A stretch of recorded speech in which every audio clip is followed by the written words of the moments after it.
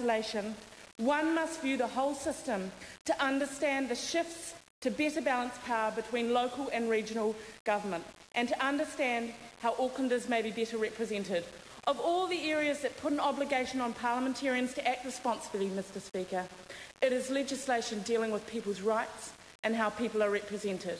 I am confident that while it is not possible to please everybody, we have acted responsibly to deliver a system that will actually lead to improved representation for all Aucklanders. Parliament has worked alongside the ATA. The Select Committee and Ministers have recognised that whatever Parliament chooses not to address within this legislation has had to be addressed by the ATA. I want to acknowledge the huge dedication and commitment by the ATA, and in particular Mark Ford, for the task that they have completed in this. As I've worked on the legislation, I've been acutely aware of the following principles. The first was to ensure that we achieve the appropriate balance of delivering a structure while not exerting excessive central government control and prescribing every last detail. This ensures maximum flexibility for a city that will continue to experience great change in terms of our people and environment, and enables improved autonomy for local body politicians. The second principle has been to ensure that Parliament has put in place what may be interim arrangements to ensure the Council can operate from day one.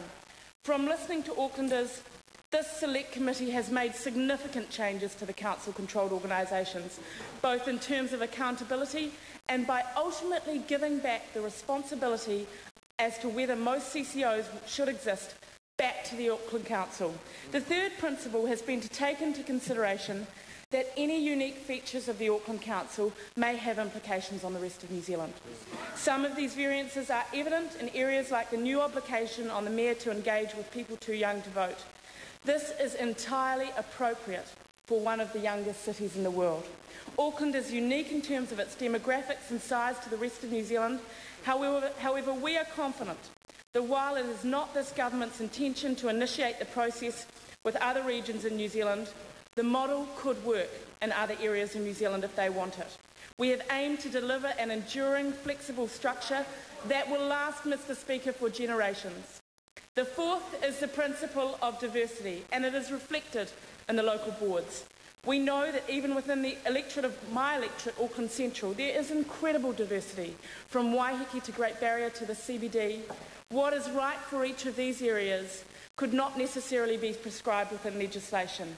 Given the number of changes to people, places and legislation, I think it is inevitable, and I'm happy to stand up to say, that it is not likely that we will get it perfect. There probably will be implementation issues, but I hope that the people of Auckland are able to be patient and grasp some of the extraordinary opportunities that lie ahead for our city. In particular, in the area of planning, we heard today that we are moving from a system of over 800 consent documents to 100.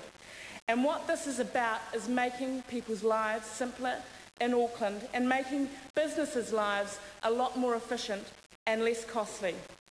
I would like to be clear that while we have put in a system of local government, Parliament cannot control the candidates that step up. I want to encourage all Aucklanders of all ethnicities and ages and places to step up at this exciting time and make a contribution.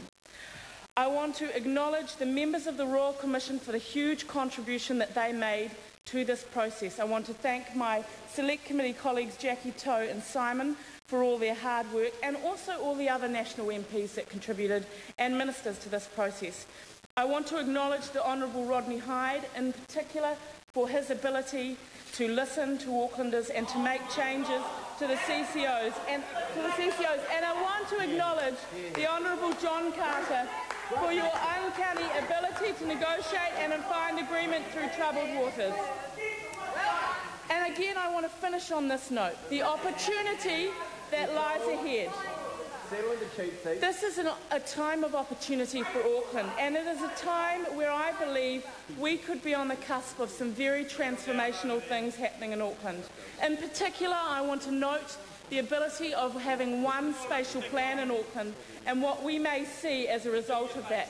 It is time for Aucklanders to finally be able to come together and discuss what kind of public transport system they want.